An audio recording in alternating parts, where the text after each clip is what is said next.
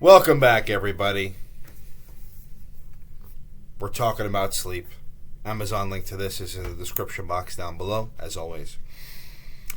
So it's that time of the month where we answer some questions. My favorite type of video to make. Hopefully yours too. Thank you for everybody who has interacted over the last month. Thank you for your questions and comments. We have a lot to go over. Usually I try to get these in 2 or 3. Today, this one actually might be 4 videos. So, good job to everybody who interacted. Thank you again. If you like these types of videos, please let me know. Please click like. Please subscribe. As we get to 1,000 subscribers, one person will get a signed copy of that. Getting close. And without any further ado, let's get going. So, like I said, I think there may be 4 videos this time, so I don't want these videos to get too long. So that's probably what I'll do. So let's just start at the beginning. Okay, so on my Jennifer Aniston insomnia and sleep medications video, a few comments on that. Michael writes, "Thank you, doctor, for a wonderful video. Welcome. I'm 52, stuck with chronic insomnia for 2 years. Most medications I tried do not work. My doctor wants me to try mirtazapine, which is a kind of antidepressant, maybe antipsychotic actually, believe it or not. Does help. 7.5 milligrams. I'm afraid to take it because of weight gain, next day hangover. Those can happen. But it does work. It does work.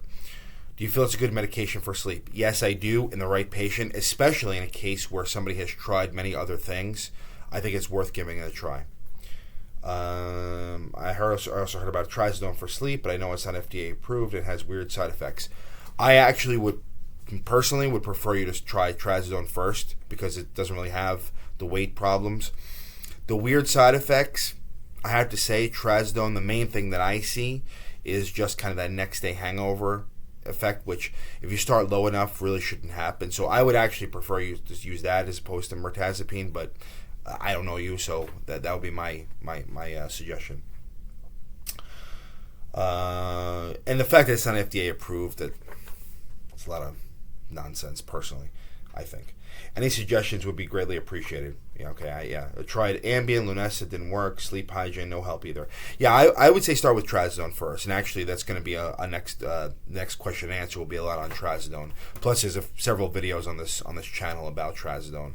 I believe in it personally, so I would probably have you do that, assuming it doesn't interact with other medications that you're on before you tried mirtazapine. Good luck. Renaissana writes, Belsomra had an issue with long half-life of the drug leading to somnolence. Okay, that's true. That's why the FDA approved the lower doses, half of what Merck hoped for. That's true, right? And that's actually one of the reasons why people are concerned that not concerned. That's one of the reasons why people cite that Belsomra did not work, because the doses were very, very low. QUVIVIQ has a shorter half-life and therefore was approved at the doses. Audacia has conducted its clinical trial showing the effectiveness. Yep, we all will know soon whether the drug will be launched in May. Yeah, it's coming. It's already out. I haven't prescribed it yet. You're right. You know, some people got really on my case about my less than stellar review of QUVIVIQ, but you're right. Hopefully at the higher doses it will have more of an effect. I haven't heard anything from my colleagues yet, but the national meeting is actually this weekend when I'm filming this. So Friday, when this video comes out, I will be in North Carolina.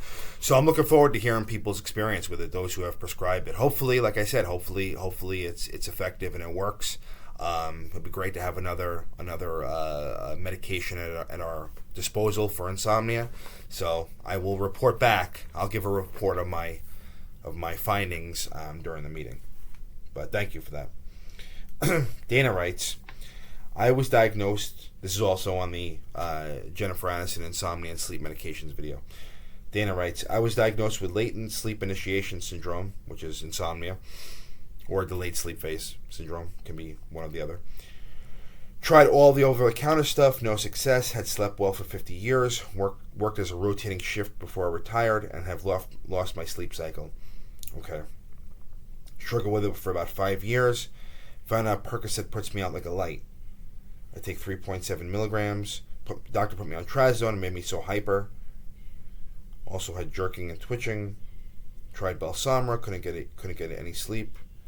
So I use medical marijuana, which helps, and 3 milligrams of Percocet.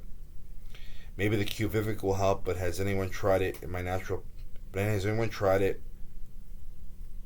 My naturopath suggested it mainly for sleep onset issues. Does it work, and why is it so expensive?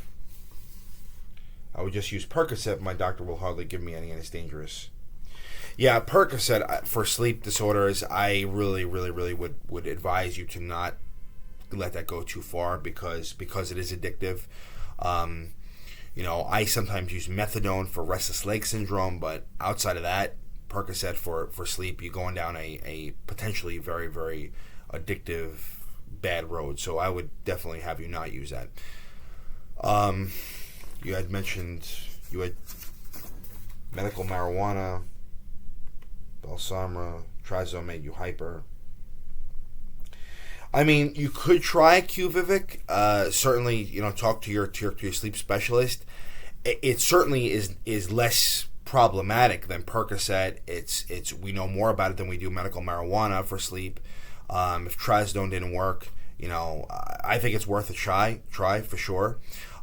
Just like the first comment, mirtazapine might work for you.